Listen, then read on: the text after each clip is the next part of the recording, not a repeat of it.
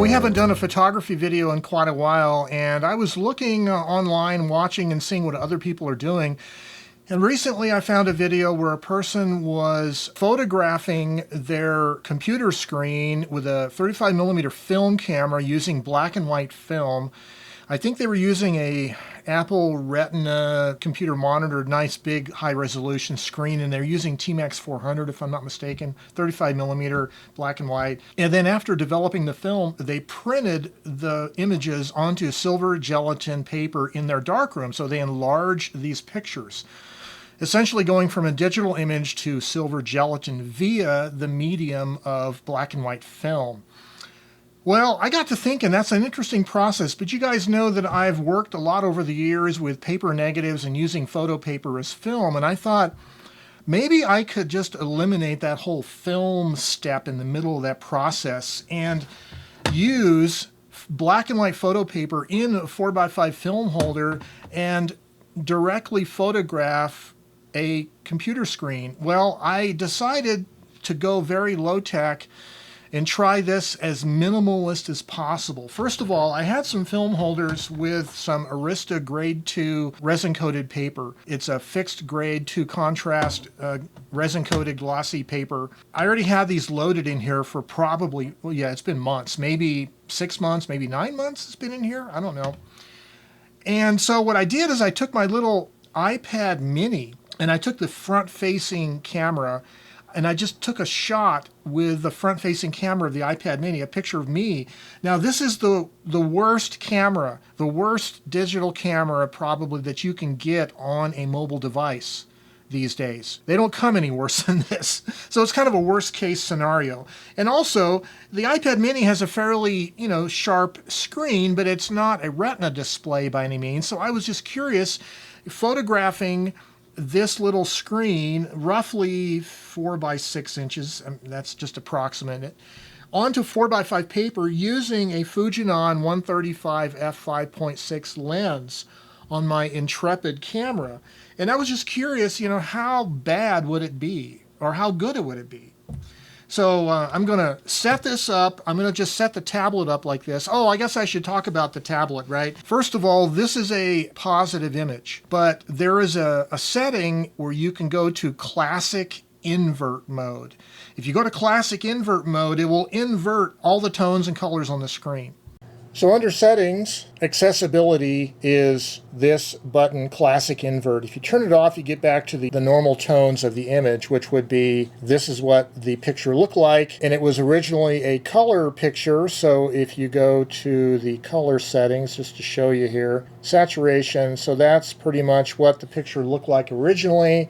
I just turned the saturation all the way down. So if you use a more sophisticated photo editing program, you can turn this image into black and white, but also tint it so that it would simulate having a contrast control filter over it. So a positive JPEG color picture, I first of all edited it, just turned down the saturation to make it a black and white image. No curves or other contrast adjustments to the black and white image. Just a straight front-facing camera picture turned into black and white. Then I also had to turn off the auto rotate feature. When you turn the tablet sideways, it wants to make the picture vertical.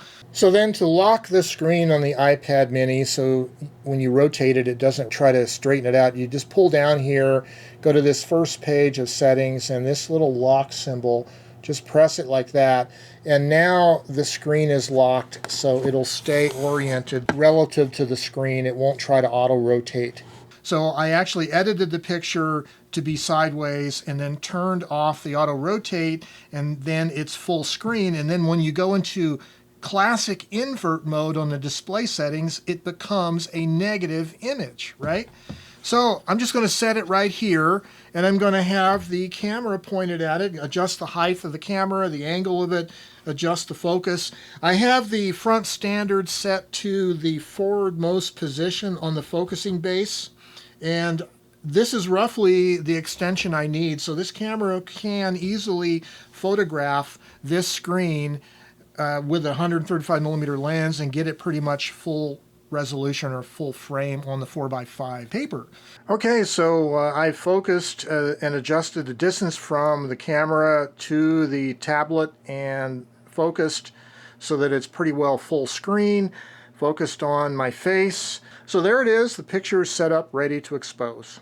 Okay, I'm going to take a light reading of the central part of the tablet screen with my Sekonic. And at f5.6, it's suggesting about 4 seconds. So I'm going to do a 4-second exposure and then maybe like a 6-second exposure on that one film holder. I got 2 sheets in that one film holder. All right, close the shutter, cock the shutter, make sure it's on bulb, make sure it works. It does. Cock the shutter again. Okay, this is a very lightweight camera, so I want to be very careful not to move it too much. All right, pull the film holder. Use my second hand of my watch.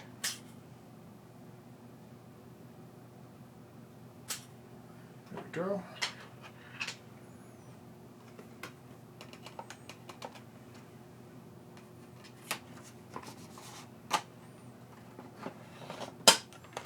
And then take the second exposure, cock the shutter, pull the dark slide, this time for 6 seconds.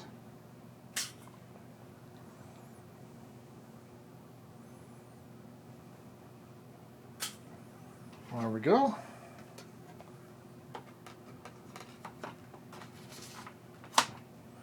Let's develop these 2 prints.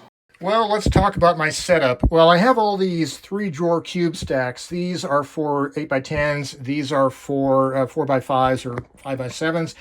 I'm going to use these 3 drawers for the chemistry, these 3 for the intermediate water baths. So I do a 1.5 minutes of Dektol, 30 seconds water rinse, 30 seconds stop bath, 30 seconds water rinse, 2 minutes in the fix, and then a holding bath in this water bath here. I use these intermediate water steps in order to eliminate or minimize the amount of carryover, like for instance, developer carried over into stop or stop carried over into fix. It just prolongs the life of the chemistry, which is kind of helpful when you're doing a bunch of tests and you're using small quantities of chemistry. You could easily exhaust your developer, whatever, your chemistry. I have a little timer here and my tongs. So this is my developer tong. I always put it here. This is my stop bath tong, and this is my fixer tong. So when I'm doing the tongs, the developer tong goes here to here. It pulls it out of here, and then when I put the paper in the stop bath, I don't touch the stop bath. I just slip the paper in. And then the stop bath tongs go from here to here. And again, when I go in the fix, I don't touch the chemistry with the tip of the tong. It goes in there. And then the fixer tong, I can pull it out and put it over in my water rinse station over here. And that's Joe from the 1980s. Wow, that's an old photograph. So there's the setup. This is Dektol. It's kind of dark colored because I've been doing the no-no that you're not supposed to do is I don't mix up a stock solution. I just use the powder straight away. I just use a couple teaspoons into a half a liter of water. Yeah, the Dektol powder, it's double bagged, but it does get kind of brown colored, but it still works, and it lasts a lot longer than trying to mix up a stock solution that only lasts a few weeks or months. Okay, let's get this going.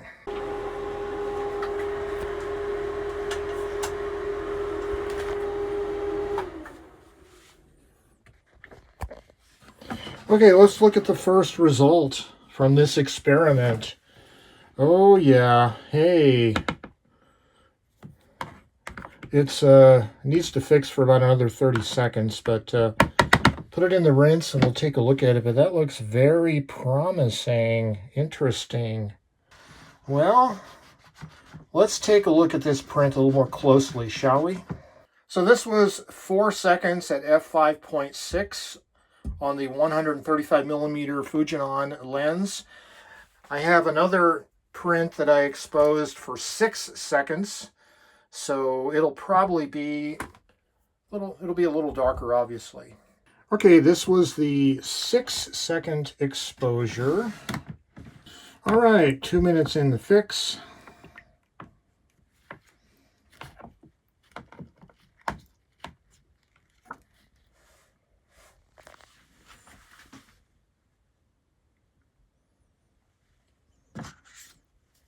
Go to the water rinse. Rinse this a little bit, and then we'll take a look at them both. So the 4-second exposure, it looks like the forehead is indeed overexposed a little bit. Shadows are pretty good in my shirt. This picture, again, the forehead's brighter than the rest, but it's not bad. I was just in my living room with some indirect light. I didn't really have any direct light on me. So this is really like the lowest quality camera you could probably use in a mobile device. So if I look at my beard hairs or whatever, I don't see any pixelation, nor do I see them in the gray tones on my face or the shirt. It's just remarkably sharp for what it is. I think the only criticism I have is just a little bit of modeling looking into the gray shade here on the temples of my head. Part of that might be my complexion, of course. Yeah, so it's not too bad considering it is really reproduced directly onto paper from a digital negative image. I'm really surprised at how well it came out and how little messing around I had to do. I literally just composed and focused the image on the iPad onto the screen of my camera and then used my Sekonic and just gave it I don't know what my ISO was here. I gave it ISO 6 with Arista grade 2 RC paper. Then I just metered it and used 5.6 on my lens wide open. Well, this technique certainly deserves more attention on my part and maybe out there in the photography world, because this is probably the quickest way to go from a digital picture to silver gelatin print by means of just a simple basic 4x5 camera and a basic large format, in this case 135mm lens, and a simple tablet. This is not a retina display. This, you could use a 27-inch massive monitor and for bigger prints if you're enlarging to a larger size, but at the 4x5 print scale, I think the resolution of the tablet is fine. It is really pretty quick of a process. I think the biggest thing that you can do with this process conceptually is controlling the contrast. Because if you think about it, this is grade 2 paper, but you could also do this with like Ilford multigrade paper.